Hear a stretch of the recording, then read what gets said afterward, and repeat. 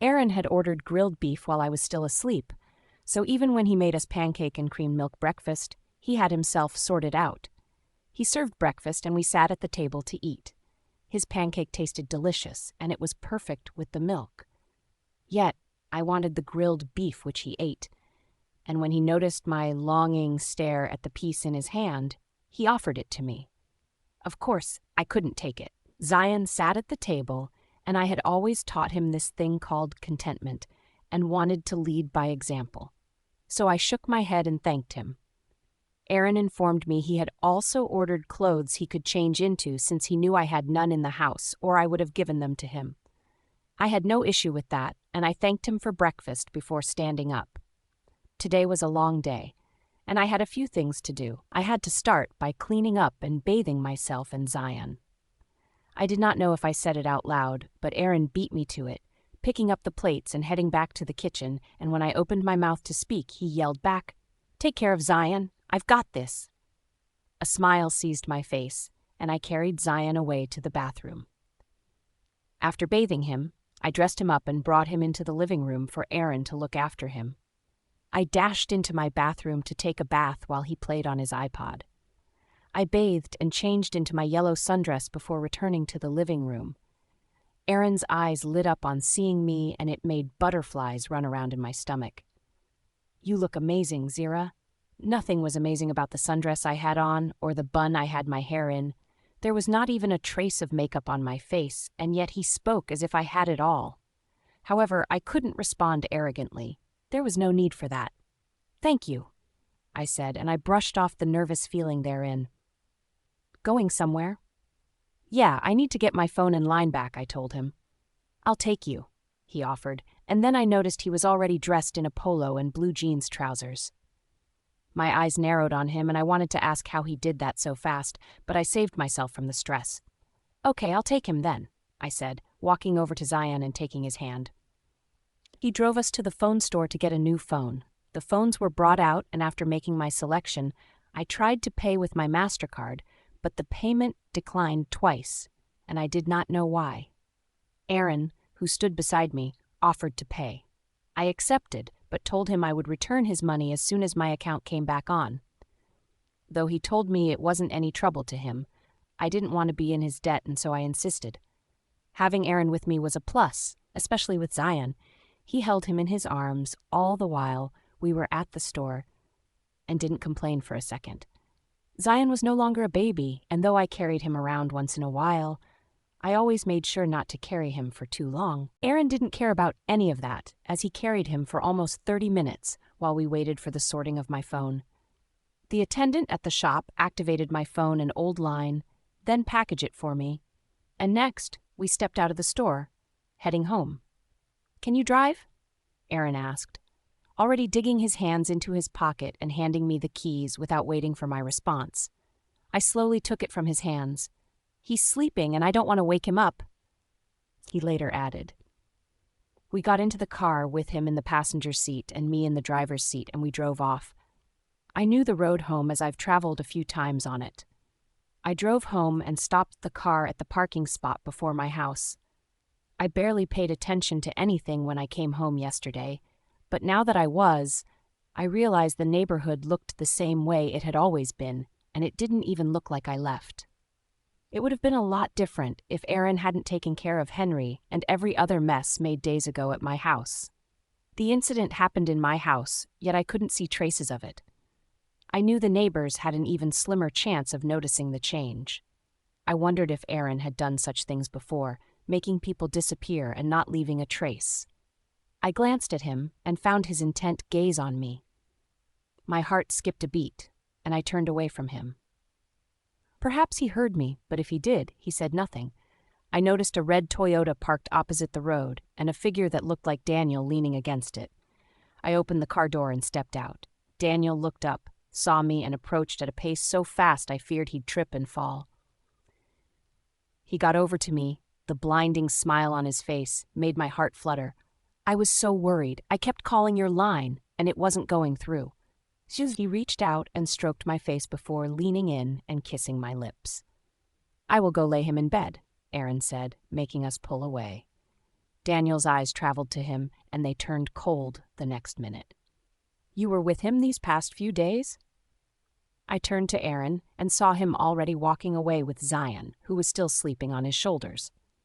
I wanted to ask if he was with the key, but I figured since he had worked on the house in my absence, he had more access to the house than I did now. Daniel, his eyes strayed from Aaron over to me. Are you two back together now? After what he did to you? Daniel, no.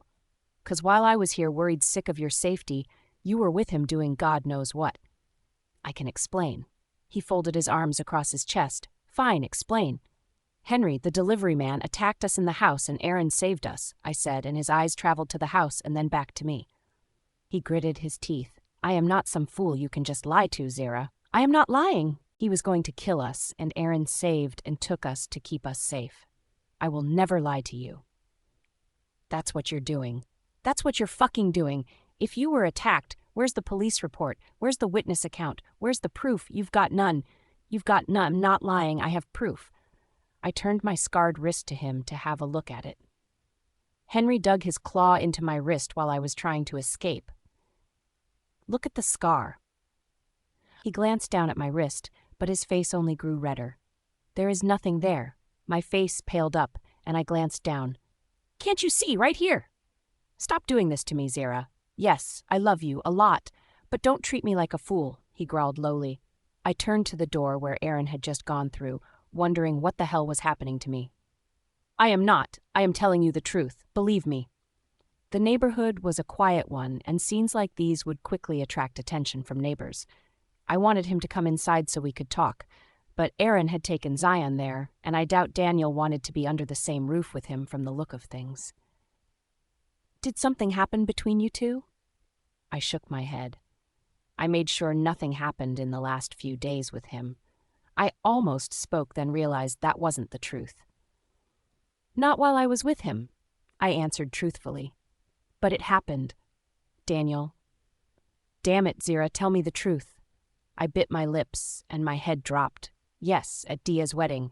I was going to tell you before the attack. Stop lying to me, he snapped at me, and I jumped on my stand. He kissed me, I blurted out, shaken by his voice. Son of a bitch, he cussed and stormed towards the house, but I stopped him because I didn't want to fight and because my son was sleeping in the house.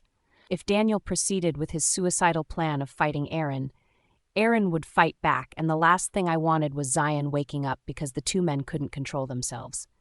Please, stop, Daniel. Control yourself, I yelled, shoving him back when he struggled to set himself free. He turned to stare at me, the fury in his eyes now directed at me. Did you kiss him back? My eyes grew glassy. I knew where this was headed, and it would only leave me in tears. Please. Did you fucking kiss him back? He shouted at me, and I flinched back. Yes, it was a moment of weakness, I admitted, and it wasn't something I was proud of. His face paled up, and I saw the hurt and pain in his eyes. He took a step back from me and shook his head. I can't do this. Daniel, I called out, my heart breaking in my chest. A tear rolled down my face, and I wiped it off. Why was everything turning against me? I reached out, stepping towards him, but he backed away again. I can't do this, he repeated before turning away, and I watched him go. I didn't know if I had the strength to go in, but I had to. I couldn't stay out all day and wallow, and so I dragged myself in. Shutting the door, I pressed my head against it with my eyes closed, reminiscing about all that had happened so far. A few good things happened, but this one seems to have ruined it all. I still wanted to believe there was a way around this. There had to be. I didn't diminish my role in all of this, nor did I think I was sinless, but I didn't prepare for the nightmare or the pain I caused Daniel. I heard a crack of the door from not so far away, but I didn't even open my eyes to see who it was. I knew who it was, and a part of me didn't want to see him. He's already laid in bed, Aaron announced after the door closed from behind him, and I just hummed. My head stayed pressed to the door and my eyes shut. Are you okay? He asked, sounding a little worried. I doubted his try at worrying. I doubted he didn't hear everything that happened outside between me and Daniel. And I doubted he didn't have joy over it. Do I look okay? I demanded, my eyes opening to glare at him. This was what you wanted, make your way into my life and turn things upside down, make me into a bad person. That's not true. he denied, taking a step forward. Then why did you kiss me at Daya's wedding, knowing I had a boyfriend? What were you hoping to prove? Zera. Don't call my name, do not call my name. I snapped at him. I broke Daniel's heart when all he has done in the last few years was love and be there for me. I'm no different from all the liars and cheaters out there. I am no better than Owens. This is what you wanted to see, right? You wanted to see me miserable. That's not true. Then what is this? 'Cause I don't get it. What did I do to not deserve happiness? You deserve happiness, and I am sorry you're going through this. Yeah, you should be. I will speak to Daniel and let him know the blame falls on me. You're not to blame for anything that happened at the wedding. I cause it, and if he's mad at anyone, it should be at me. He didn't leave because you kissed me. He left because I told him I kissed back. I promised myself I would not cry anymore, and he didn't deserve to see my tears, but this was bringing them back in a streaming force. I could be mad at him all day, but the truth is, I gave in to it. I kissed him, and a part of me liked that he kissed me, liked that he held me against himself, pressed there. A part of me felt right in his arms, and that caused me weakness, and now here I was with the consequences.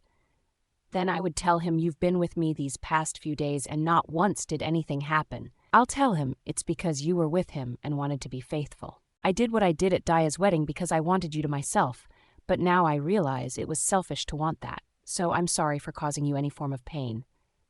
I didn't believe he was sorry, but I had to accept his apology. I had little an option. He didn't see them, I said, changing the topic from this sad one. What? He asked, taken aback by my words. The mark on my wrist. He didn't see them even when I showed them to him. He told me there was nothing there. What? I extended my wrist to him. He thought I was lying, or even making it up. I had Ivan cast a vanishing spell on the wrist. That way only you can see it. I did it to keep you away from the eyes of predators who might see your mark and wonder how or why you survived. I told you before, they are everywhere, he said. Can you see the mark? He shook his head and took another step forward. Only you can, he answered. This made me curious, and no one has ever survived the venom of the mark. He shrugged his shoulder, clueless. If anyone has, they kept it a secret. Werewolves are referred to as supernatural for a reason to humans. They can be deadly, and I've lived amongst them these past few days. So what? That makes me special? I frowned because I didn't feel special. I felt like shit. It makes you a different special, he answered, and that answer sounded better. It also means you tread between the two worlds, the realm of natural and supernatural. My brow furrowed. I'm not human? I did not like the idea of not being human. He took my wrist bearing the now invincible mark and ran his hand over it as if he could see it. His tender touch sent chills through me. You're a fighter, a survivor, he answered before staring back up at me. The tense nature that the room had earlier has changed into a much lighter one, and I was happy about that. For a moment, I could escape from the sadness and the pain, and I was willing to take it. Aaron was good with words. I'd give him that. He knew just what to say, what I needed to hear. He showed himself caring. That's the side of him I've witnessed, and though he had been furious with me, it didn't deter his care for me. He is not human, Zera, my mind warned me. True, but he's shown more care and concern towards me than many humans have. I had a lot of reasons to fear him, and a lot of reasons not to. As our gazes locked, I saw the vulnerability in his eyes, and I knew this man would never leave. It comforted me, and also scared the hell out of me. The month that followed flew by fast. I divided my times between work, Zion, and Lionel. 4 weeks ago, I reported to the university because though it was the exam period when I disappeared, they still needed my presence there. Mr. Cook, the vice-chancellor, however, told me Aaron had stepped in and informed him why I wasn't present. I didn't know what Aaron told him, but it sounded genuine enough because Mr. Cook believed it and granted me pardon for the days I missed. I didn't know what exactly he told them, and I didn't ask. Daniel also came back 2 weeks ago and apologized, claiming he had overreacted. When I asked him what changed his mind, he admitted Aaron had come to his house to speak to him. In his words, Aaron had admitted to kissing me and that I only kissed back because he made me. He also told him that in the week I spent with him, I had welcomed no form of entanglement because I had him in mind. Somehow, Daniel believed him and returned. I was happy about his return.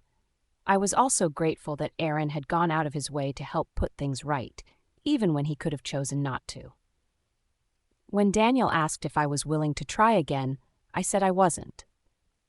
I told him the break helped me realize my priorities, and I'd only drag him along if I let him back in. Besides, my life was more complicated than it was months ago when we started dating. There were things I'd never tell him, and that would leave a hedge in the relationship. He felt sad about it, but it was for the best. I wouldn't feel happy with myself, knowing I didn't give my all to the one I was with. To give my all to Daniel would reveal too much, which would only put him in harm's way. I received a call from the hospital where Lionel had been admitted the last month, informing me of his discharge being today. The nurse asked if I could come and pick him, and I said yes. His release would have happened sooner, but 2 weeks ago he experienced a sudden concussion, which made the doctor remit him to run a few more tests on him. There was a slight change in his brain tissue, and they had to treat it before discharging him. I drove over as fast as I could. The doctor gave me a few papers to sign, and after signing them, I handed them over, and we were free to leave. "I hope I'm not being such a bother," Lionel said as I helped him into the wheelchair and pushed him towards the door. "Nonsense," I answered, pushing him into the hallway. "You're my brother. I would do this in a heartbeat. I don't know. Sometimes I feel I'm dragging everyone back. First, I lost my money on drugs and had to live with Mom. Then I tried to find my feet back, only to overdose. Now I'm in the hospital and once again single," he said, his voice wounded and pained. "Ouch," Shamsi left. "I'm sorry. I didn't know your girlfriend broke up with you. They looked so good together this past month, and I wouldn't have guessed it." My heart went out to him. He shrugged. "It's fine. She needs a man that can take care of her, and the past month it had been the opposite. I don't blame her. My life is shit. Good thing she ran." "Your life isn't shit, Lionel J. Adams. These are called trials of life. Sadly, your girlfriend left you, but you will find someone else. I will never abandon you. The good part of your story is you're still here, fighting." He glanced up at me with a bright smile on his face. "You're an amazing soul, Zera. I'm lucky to have you as my sister." "And you," I answered. I pushed him down the wheelchair slide that led to the parking lot of the hospital, and we approached my car. "Who's that?" he asked, and my head lifted toward my car, which he was pointing to, and I saw Ceci standing there and leaning against my car. I wondered why she was here. "She is Zion's aunt," I answered. "That isn't Tatiana, Zera, but she looks familiar." "I mean from his father's side." "Oh, now I understand why she looks familiar." "Ceci, what are you doing here?" I wasn't surprised she knew the hospital. She had followed us over last month and probably raced here. "Hey, sorry to barge into your activities like this. I needed to get away. Everyone's face seems to annoy me today." "Do our faces annoy you?" Lionel asked with an already intimidated voice. "Hers doesn't," she replied, turning her attention to Lionel and staring at him hard. He swallowed. "Oh." The awkwardness lingered in the air as the two who had never met before stared at each other in silence. "I'm sorry I didn't introduce you to. Lionel, this is Ceci Hart, Aaron's sister. Ceci, this is Lionel Adams, my brother." "It's nice to meet you, Ceci." Lionel stretched his hand out, and when she took it, he shook her hand firmly. Ceci turned to me. "So can I?" "Can you what?" "Stay with you." "Yes, if that would help you feel better, then sure, by all means stay. I have no other thing to do today." Aside from moving this grown man, I call a brother from place to place. "Can I say what a beautiful lady you are?" Lionel blurted out, moving our attention over to him. "Please don't." "I already did," he grinned mischievously. Ceci stared at me, and I knew she was asking if he would be around me for the rest of the day. I pressed my lips together and nodded. "We are a sealed package, Miss Hart," Lionel said. Ceci groaned and ran her palm over her face. "I guess I have no choice. I don't think he can be more annoying than Ivan." "I take it back. Your brother is much more annoying than mine. He's even worse. I'm leaving." Ceci sprung to her feet. I was barely listening to their conversation because I was on the phone with Daya, who had now wrapped up her honeymoon with Greg. The two had been on a 1-month honeymoon so far and planned to return to family, friends, and work in a few days. I missed her, and I wanted to hear from her. She asked after Lionel and Zion, and I told her they were doing great and looked forward to her return. There was so much she would get to learn when she returns. I didn't want to tell her on the phone. I found Lionel's eyes widen as I set the phone down and turned to the two. "I made you laugh a few times." "I can't be that bad," he argued, as if that was a reasonable point. "That doesn't change the fact that you're a douchebag in human form." Ceci snarled at him. Yes, Daniel knew Ceci was a werewolf, and it was still shocking how he knew and how he was so cool about it all. When we came in, he asked if she was an alpha or a beta, and somehow found out she was a beta, but the deadliest in the pack. I asked him how he knew about werewolves, and he said he had always known. He had seen a girl transform from a werewolf into a human being when he was much younger. He didn't tell anyone for fear of being told he was crazy, and after a few years, he told himself he had imagined what he saw that night. But when he was 16, he saw an attack. He saw the attack on his way from class, and it was over 5 werewolves teaming up against one. He didn't know if the one survived because he had run away from the horrific attack. I believe that was what got him onto drugs, but he denied it and said it wasn't. He was much more advanced in the study of werewolves' lores than I was and knew more than I did. Finding out about Ceci, he admitted, gave him a new perspective because he believed they were all angry, bloodthirsty creatures. With Ceci, he concluded they were just angry. With Lionel's knowledge, I didn't have to start from the beginning or give so much explanation. He knew that if Ceci was a werewolf, then Aaron was too, and if he was, Zion would grow up to become one. That kept him silent, and I knew he contemplated that reality, though he had no control over it. He was, however, curious with questions that needed answers, and when I left then to go call Dia, they were on question and answer. "Agreed. Will you stay now?" "No." "Are werewolves this stubborn and hard to convince, or is it just you?" "Fuck you." He raised a brow. "Would you like to? I mean, I can't do much, so you'll 100% be in charge." Ceci's cheeks heat and the anger she had to seem subdued a little. "How did you ever survive with him?" She turned to look at me. I raised my hands in surrender, not wanting to get in the middle of their quarrel. "I don't know. I just did." "Just answer the questions, and we will move on to a better question," Lionel whined, and from the angry look on Ceci's face, I knew she wanted to strangle him. "If werewolves are cold-blooded killers, well, it depends. We seem to snap the neck of those that get on our nerves." He swallowed and blinked a few times before turning to me. "She's joking, right?" I shrugged. "She's standing before you. I'd rather you ask her." I answer, "But I doubt they are cold-blooded killers. They are being just like us. They live together in understanding and unity. Just like humans, they are bad ones amongst them. I don't think that makes them all bad." "Your sister has more brain cells than you do," Ceci said, crossing her arms over her chest. "Agreed. Does that mean you will stay now?" His brow rose. She rolled her eyes. "For her sake," she uttered. If I didn't know any better, I'd say she had a soft spot for Lionel despite her rage and anger. She just doesn't know how to deal with it. 3 weeks later, I dropped Zion off at Laruba's place before heading out for my classes. I started my PhD course in psychology 3 weeks ago, and since things had fallen into a good pace in the past month, I felt it was the right time to take it up. Zion had a healthy and stable relationship with his family of uncles and aunt, loved ones and friends. My boy had more love than I could have asked for, and I wasn't complaining. His big day was also around the corner, and I wanted something special for him. I also wanted my family and friends to be present. He would be 5 after all, and it wouldn't get any better. After I finished with my class for the day, I drove to Aaron's estate. I haven't been back here since 2 months ago when I left, and I didn't think I'd willingly bring myself back here, but here I was. I didn't call him before leaving the office.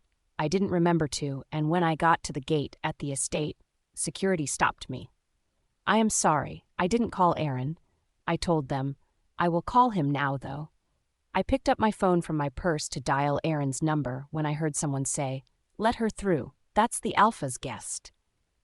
The same second, the gates opened, and thanking them, I drove into the large land space.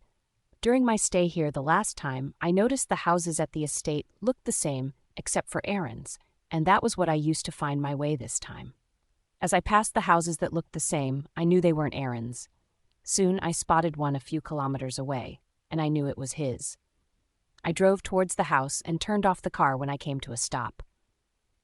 I picked my bag up and stepped out. I raced up the few steps that led to the door. I pushed, and it opened to me. The inside was as quiet as ever, and I realized it would have been best to call and inform him of my coming. Well, better late than never. I brought out my phone and dialed Aaron's number, but there was no answer. I tried again, and when I got no response for the second time, I slipped the phone into my purse. "Hello, is anybody home?" I asked, and my voice echoed in the room as if there was no one living there. Perhaps I should have asked the security men at the gate if their Alpha was home. That way, I would be sure of myself. I don't think they would have let you into the estate if he wasn't home. Or he could be sleeping. Different thoughts ran through my head, and I had the answer to none. I picked my phone out of the bag to once again dial his number when I heard a low growl from behind me. My heart skipped a beat, and I paused, not moving at first. I wanted to know if I had indeed heard a sound. The growl came again, louder than before, and I knew I wasn't hallucinating.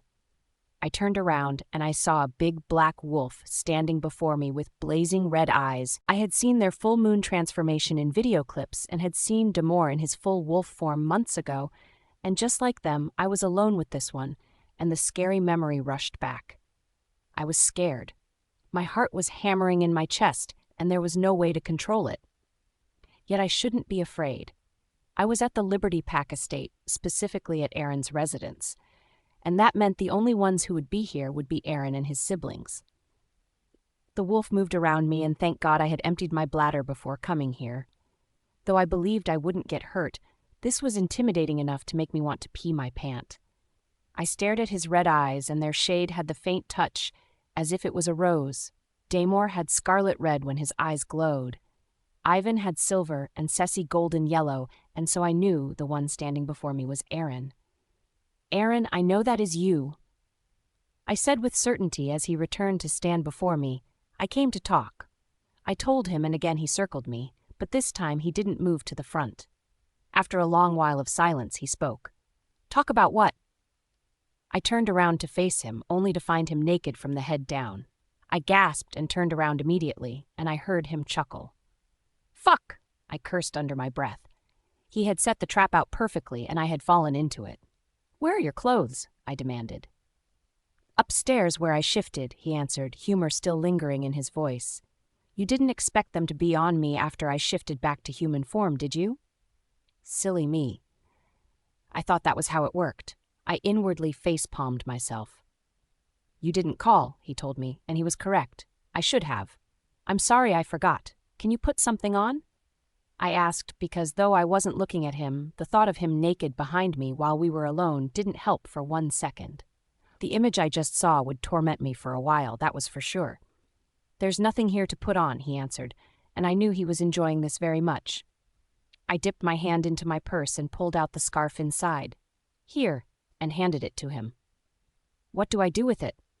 "Wrap it around yourself," I said. "It won't go round. I am big, you know that." I knew the big he spoke of, and at this moment, I wish I did not know that. "It would go round if you hold your breath." The scarf was not wide, but it was big enough to wrap around his waist. "We only need to talk for a few minutes." He mumbled something under his breath, but I didn't hear it. "Done. You can turn around now?" He spoke, and I did just that, turning around to face the still naked man, but for the scarf around him. I couldn't speak, because the skin of the man that stood before differed from the one I remembered over 5 years ago, and I would know I ran my hands over him a few times. His skin looked paler than it was then, but he remained the same in size. The side of his rib had a scar there, and I immediately figured that was the injury he sustained from his fight with Henry months ago. I curiously stared at his body, fascinated by what I was seeing. I knew my body had experienced the same level of change, and the body I once had wasn't the same as the one I have now. I haven't had a woman give me this much attention in a while, Zera. I might read into it, he warned, and I snapped out of my mind. I realized I'd done more than invade his privacy. I was scrutinizing it, and that affected him more than anything. I tore my eyes away from him and cleared my throat. "I'm sorry," I said, and glanced down at my suddenly interesting fingers. It was his fault. His skin had changed a lot since the last time I saw it, and it looked interesting and puzzling. It was only natural that I'd want to satisfy my curiosity. "Wow, Zera, look at you pushing the blame and not taking responsibility for your actions." "Why did you come?" He changed the subject, and that lessened the tense state of the room. "Zion will turn 5 in 2 weeks. That's on the 25th. I thought maybe we can throw a party for him," I suggested. His eyes flickered in delight. "Sure then, whatever you choose to do, I'd be there to support you," he promised with a smile on his face. I pressed my lips together. "I was thinking I'd give you this year's honor." "Why? Because I might not see next year's birthday?" he asked, his tone switching to an accusing one in a second.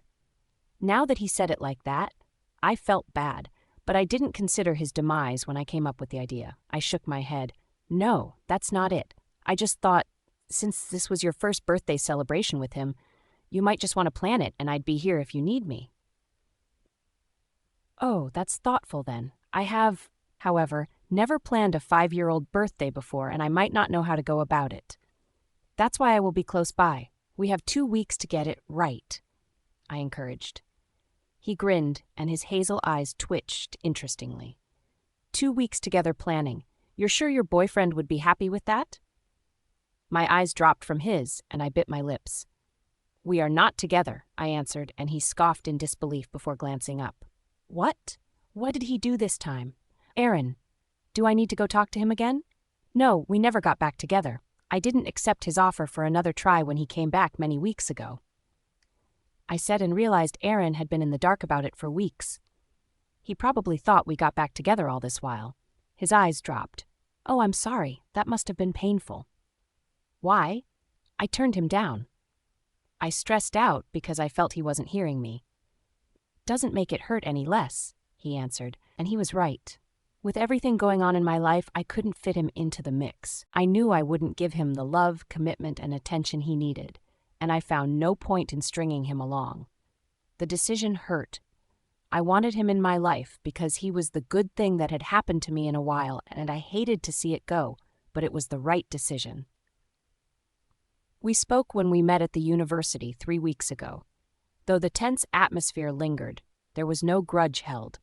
He kissed my forehead and bid me good luck with whatever path I chose. There was no guarantee we would go back to being friends, but I could hope. "You're right, thank you." "You're welcome. Give me a second and I will dress up."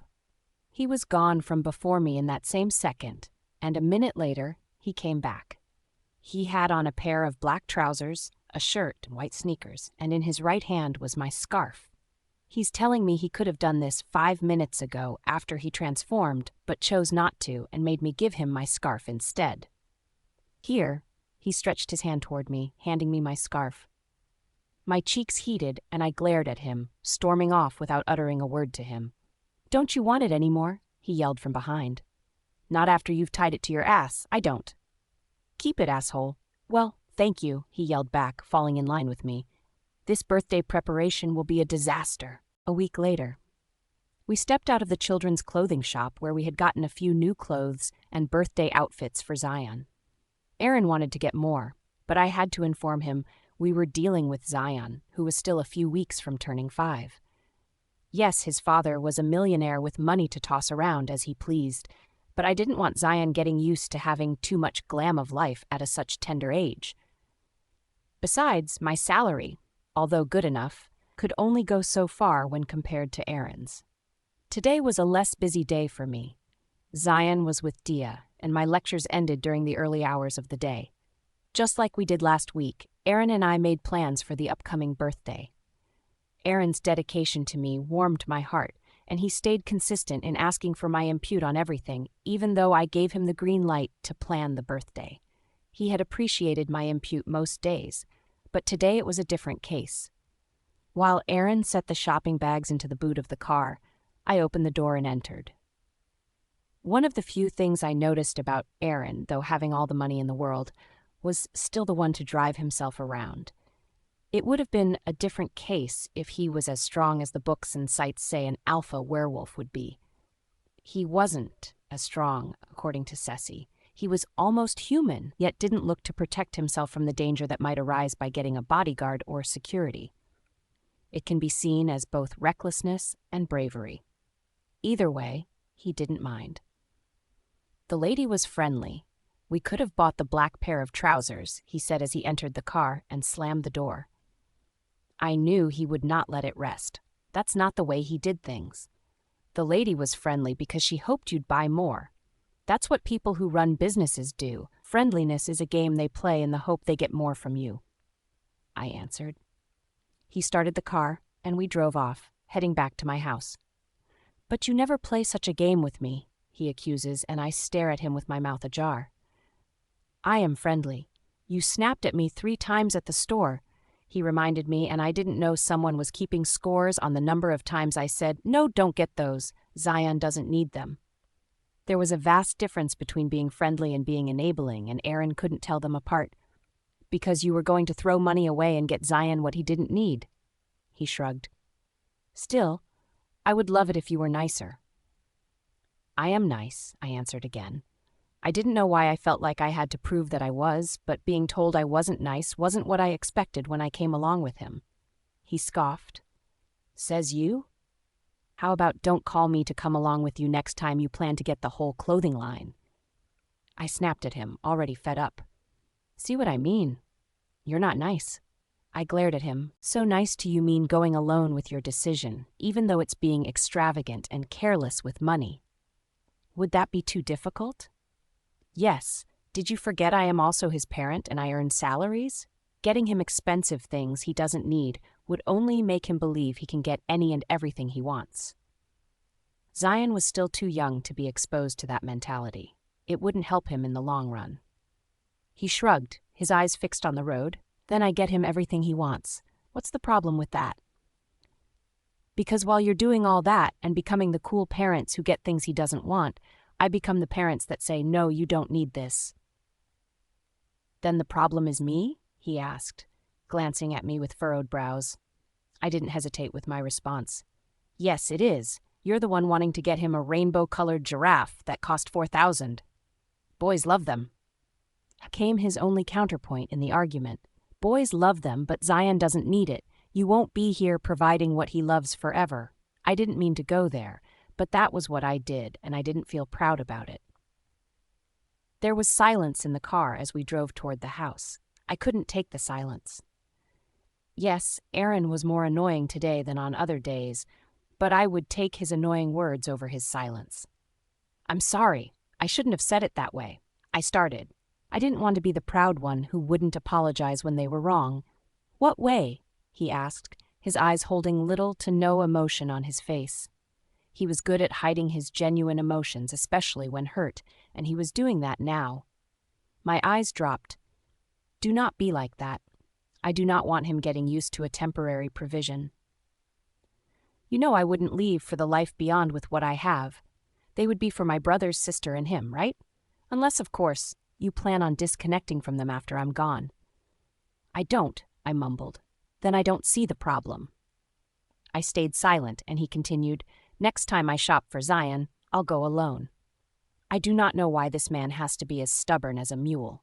I glared at him again, but he didn't look my way. I guess going to the shop alone was his way of trying to avoid a fight, but this just made me angrier. This isn't about you, Zera. This is about what's best for Zion. It's his birthday, after all, and you gave the go-ahead to Aaron to plan it. That was right. This could very well be Aaron's last birthday with Zion, and fighting wasn't what we needed now. The car came to a stop before my house, but neither of us opened the door or stepped out. Fine, next time you go shopping, it would be best to go alone, I answered, and it stung my heart to say it. He cocked a brow at me, as if trying to read into my reactions, and you won't be mad. If it means we would not have to fight over what to get, then it's fine. Oh, I didn't think we would have this talk calmly, though, he admitted. Sometimes fighting costs more. I said, and stepped out of the car to cross the road. It must have been the talk I had with him, or the long rest I knew waited for me inside. But something made me forget to pay attention to the road before crossing. I realized my error only after stepping onto the road and seeing a car approaching at a full speed. I froze on the spot, unable to move, and my heart stopped beating. My breath hung in my throat, and my lashes shut tightly, knowing the car was nowhere near stopping. I knew I'd either be dead or in a critical condition in the next few seconds. I heard the car speed past, but I was still standing, breathing, and alive, wondering what had happened.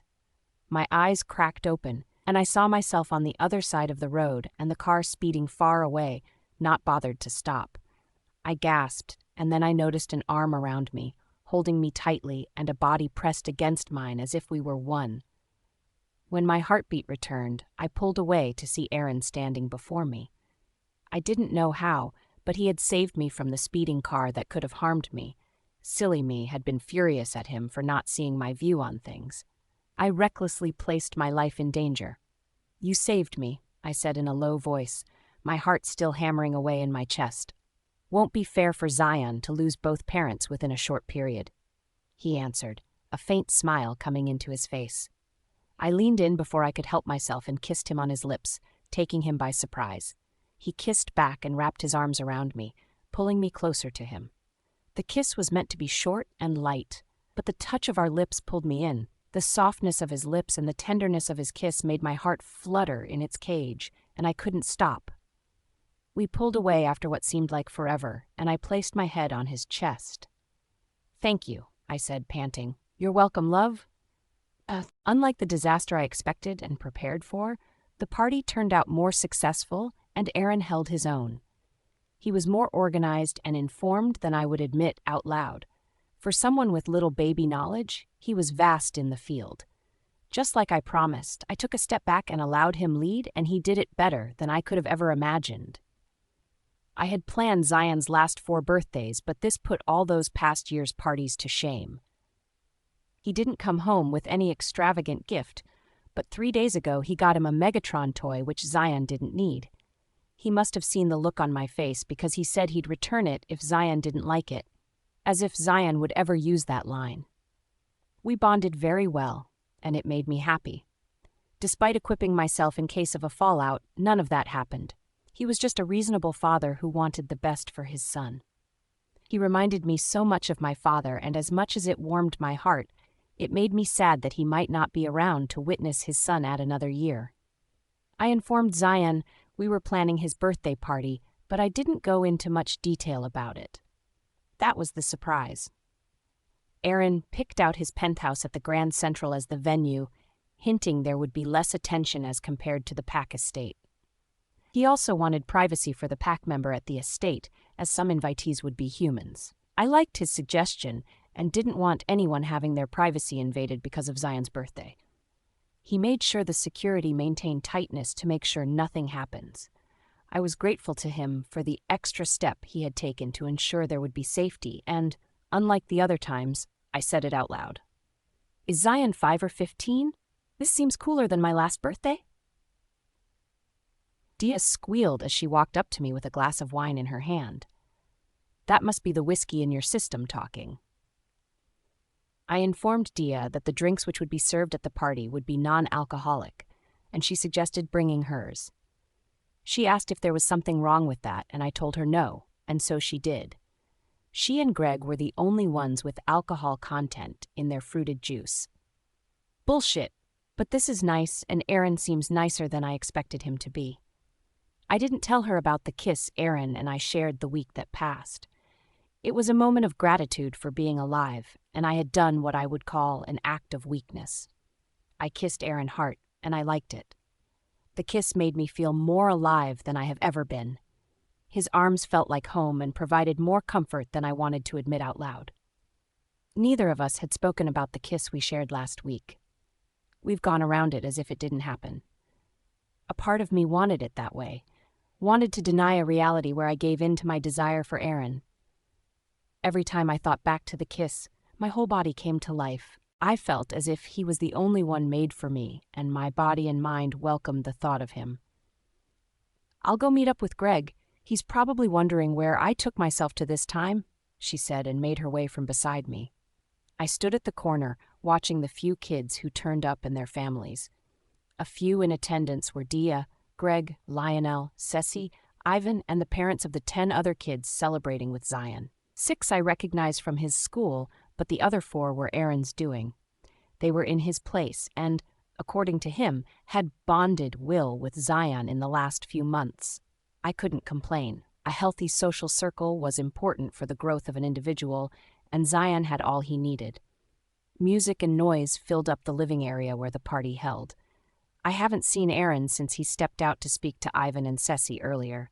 Damore could not make it, but he sent his regards and got this for Zion. Ivan spoke up, handing me a wrapped-up box. I collected it and thanked him, then moved to keep it with the rest of the birthday gifts the friend of Zion had brought for him.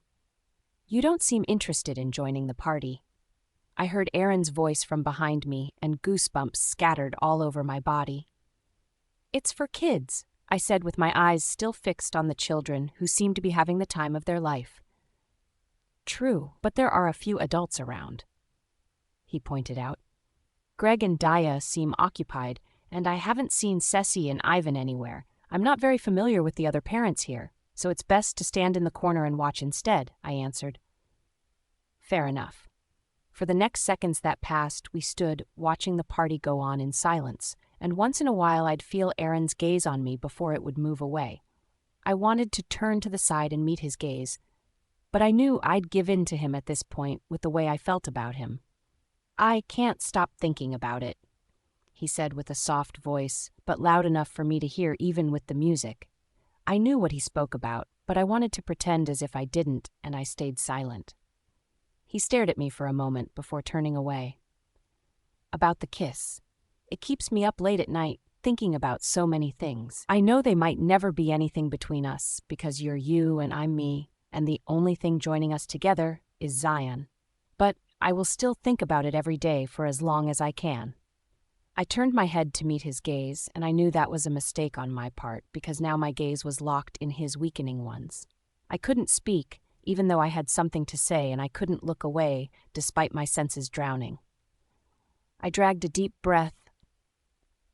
"You don't have to tell me what I want to hear, and you don't have to lie. I have thought about the kiss, too." That wasn't a lie, and I have thought about what it would be like to have him once again. However, I had to consider the reality before me. 5 years ago I was with him, not knowing who he was, but getting together with him now meant I knew and accepted who he was. He was a werewolf, and I was human. He's still the same man. Judging him just for being a werewolf would mean judging Zion as well. Zion would always be Zion in my eyes, my beloved son. Aaron had a different story. "You're not alone." I spoke, my eyes flickering from his lips up his gaze. "I have thought about the kiss more than I should have, Aaron." He took a step closer, and I felt the heat coming off his body, and the hairs on my body rose on alert. His hand lifted to my face, and my breath hung in my throat, but I didn't pull away or push him off. To an extent, I wanted this. I wanted him. He leaned in and took my lips into his wet, soft ones for a brief kiss that ignited all the emotions I've experienced in the past week, from lust to need and desperation. I owed him the bliss and contentment I now felt. I couldn't remember when I last felt this good, this amazing, not in years. He smiled, and his eyes flickered while holding on to mine. He leaned in and kissed my nose, and a weakening thrill ran through me. I could lie and tell myself this wasn't making me long for more, but I knew the truth. I couldn't have more, though.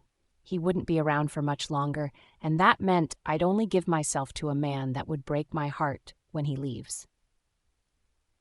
The rest of the night went by faster after we returned to the party. Aaron stayed around, and though the thought of what we had done in the hallway lingered, I stilled myself to function through the hours left. The guest was first to take their leave, and while we waited, Zion fell asleep. I couldn't blame him. It had been a long and intense day for him. Aaron offered to take us home, but I told him he needn't worry, as Greg and Dia already offered. "Do not think I didn't see you trapped in the corner, getting attention from Mr. Hart during the party." Dia slurred, and my heart slowed down its beat, wondering who else must have seen us. That still didn't stop me from longing for him. For the next moment we would be together. My need for him seemed to have skyrocketed with what had happened at the party, and I wanted him now more than I wanted to admit. Have a pleasant night, love. I smiled myself to sleep. My eyes pried open as the door to my room cracked, and I saw Zion dragging himself through and towards my bed. I had just closed my eyes not so long ago trying to sleep, and the strain lingered in them now that I stared at my son. "Zion, baby, what's wrong?" I asked. "I couldn't sleep," he grumbled, already climbing onto the bed and crawling over to my side. I pouted. "Oh, honey, I'm sorry. Do you want to sleep with Mommy?" He bobbed his head and I opened my arms to him, tightening them when he got into it. I kissed his hair and rested my head on the pillow. Not long after he came into my arms, he fell asleep, but I couldn't sleep. I kinda saw these sleepless nights and unending thoughts coming, but I let my heart think for me. The memories of what happened between me and Aaron at Zion's party kept me up. I didn't need a psychic to know my want for him had gotten out of control for a while now. My inability to control my desire for that man had led to what happened, and that wasn't the problem. The problem was the fact that I couldn't stop thinking about it, obsessing about it. The memories plagued my mind, making me want more, making me want him. I was slowly falling into the pattern and my old ways. The feelings didn't leave like I thought they would. They remained, more than I expected. It felt like a drug. He was my drug. One touch and I was back, needing more. He wasn't giving me more, however. He had given me nothing. It's been 2 weeks since our encounter and his thoughtful message, and since then, I have gotten nothing. It didn't faze me at first. We were both people with lives, and the fact that he wasn't hung up on what happened was a bonus to me. But the first day went by, and the second day did the same, and the third and the first week. It felt as if nothing happened between us, and I wasn't sure I liked the idea of that. Not when I thought about him and what happened every day. I didn't want to believe he moved on. Aaron wasn't that kind of man. He wasn't the man that would lead someone on, was he? I wanted to call or something, but I didn't want to appear as the desperate one. I wasn't desperate, was I? Fuck. I was desperate. I was desperate for him, for his touch, for his attention, for his kisses. It felt like a drug, and staying 2 weeks without it didn't help. I had seen him a few times since the birthday, and a few times I've gone over to his place to pick Zion up. We have smiled at each other, and then acted as if nothing happened between us. I didn't like it, but there was nothing I could do, or was there? Today, Zion would be at his father's till the evening, and in the last 3 weeks, Aaron had enrolled him in swimming classes. It wasn't something I agreed to at first. Swimming was an important knowledge everyone should have. I didn't. But that wasn't the point. The point was he was teaching him all the fun things like riding a bicycle, art, and swimming, and I was stuck with teaching him the piano and how to be a decent human being. I didn't want my insecurities speaking for me, and so I let Zion have all the fun on Mondays, Wednesdays, and Fridays. I pick him up from his father's and bring him home. Usually, I go in the evening, pick him up, and say hello to Aaron, who always had a warm smile on his face. It didn't help that whenever I saw him, I remembered his long fingers buried in me, or his red full lips locked on mine, kissing, suckling, and tasting. I had a filthy mind that did evil things to me, and most times, I had to snap myself out of it like a fool. He didn't seem bothered, and I wondered how he could be so calm after what we did. Did he not want me anymore? Was he playing hard to get? All these questions and no answers. I stared at myself in the mirror, knowing I needed to take decisions into my hands. I couldn't wait for Aaron to decide. We didn't have that much time, and I didn't have that much patience. I picked out my slim hand-red crop top and my black high-waisted jeans and put them on. My hair I made into a ponytail and applied light makeup and red lipstick to match my top. It was getting to evening, and I wanted to pick Zion up from Aaron's place, but I also wanted to pick something else up from where I left off. I gave myself one last glance at the mirror before reaching for my keys and black jacket and hurried out of the room. I had over an hour before Zion finished with his swimming classes. Perhaps I would get to talk to Aaron and ask him what happened to him and why he had acted as if nothing had happened. Your choice of outfit says you want more than to talk. Shut up! I got down and made my way into the house, my stomach tightening in agitation, because I was about to confront the man that affected me like no other. The man I couldn't hide from. I pushed the door open and stepped into the wide living area, which appeared void of anyone, and I made my way through it, minding my step and taking it slow. I didn't want to run into anyone that wasn't Aaron. This outfit wasn't meant for them. After a while of wandering around and not finding anyone, I realized my error. I should have called before coming. I dipped my hand into my pocket and pulled out my phone to dial Aaron's number when I heard footsteps from behind. I stilled, and the hair on my hair rose with each step taken until they were fully erect. "You're an hour early." Aaron's voice came from behind, and I could feel his heated gaze on me. I swallowed, knowing that as well. "I know," I admitted, feeling a little cold despite the jacket I had on. "I came to see you." I summoned the courage to say it out loud. "Oh," he seemed rather puzzled, and I heard his footstep coming even much closer, making my heart pick up its pace. "That's the first." "How is it the first?" "We were intimate, and then you act as if nothing like that ever happened." "I hope I'm safe," he breathed, and it sounded more flirty than scared. "We will find out together," I answered, and then turned to him.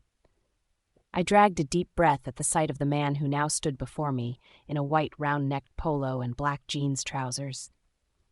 He seemed to have also been playing with water because his hair, although not dripping, looked wet. A few strands fell into his face, shielding his alluring eyes and puffy red lips. He looked as gorgeous as ever.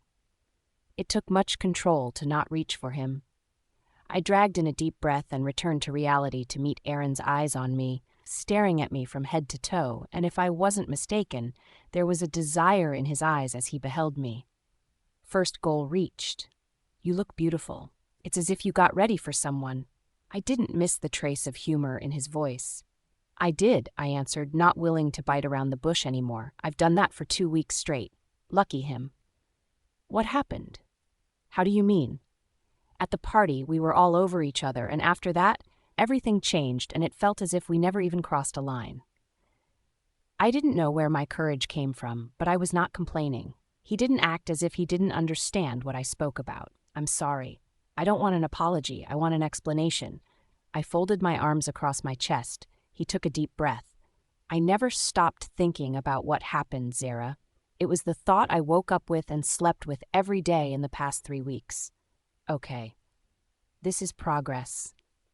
I pressed my lips together and nodded. "Then why didn't you say anything?" "Because I was scared and unsure.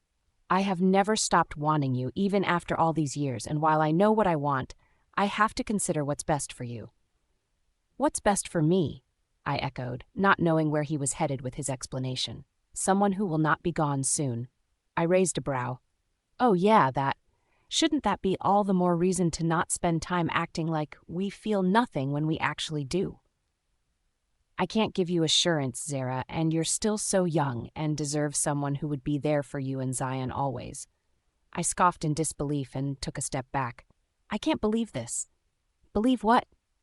"Your audacity in deciding for me," I slammed, my tone rising a little. "You made me want you, long for you only to pull away at the last minute. I had spent the past weeks wanting you and wondering what I had done wrong to make you act so cold towards me. Now you're saying you gave me the cold shoulder because you're dying. That's a legit reason, Zera." "It's a bullshit reason. You do not get to decide for me. I am a grown woman and I can do that for myself well." He opened his mouth to speak but snapped it shut and just stared at me. "You do not know what I've been through these past weeks." His apology came immediately. "I am sorry I put you through that, but I believe you might not be looking at this from every angle or in the long run. I am not a human like you. I am a werewolf, and that alone is enough to keep me away, and with my reality, I do not think it's fair." He reached out, and his hand stroked my face tenderly, and I leaned into his touch before I could snap out of it. "I never stopped wanting you, and I never will. I know your fate, and I am quite aware of what that means for me if I choose this, but you feel more real than anything else. I also cannot let the fear of the future dictate the present." Perhaps this was me being sex-starved and wanting to be fucked properly by a man. It didn't matter at this point. He chuckled, and I raised a brow at him. "You're so fucking stubborn." He cupped my face in his palm and pulled me closer to mumble, "I can't get enough of that." He took my lips between his for a soft kiss that made my toes curl. My body eased into his, trying to find completeness and comfort. He pulled back, and I saw the red flare in his eyes overshadowing its natural hazel color. I didn't fear the sight. It had to mean something good. He kissed me again, sliding his tongue into my mouth, and I accepted and deepened the kiss. His finger trailed the side of my face, sending tingles through me and making goosebumps break out on my skin. He dragged a deep breath. "Not here." He spoke as if scolding himself, and with that he scooped me into his arms and raced us into the bedroom in seconds before setting me on my feet. My breath hitched as once again I reminded myself he wasn't human like me. I wasn't afraid of him, but I knew I should.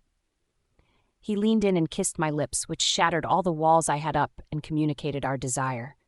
He pulled away and our gazes locked, his still glowing. I reached out and stroked his face, sighing in contentment. This was better than I expected, and I wouldn't change it for anything else.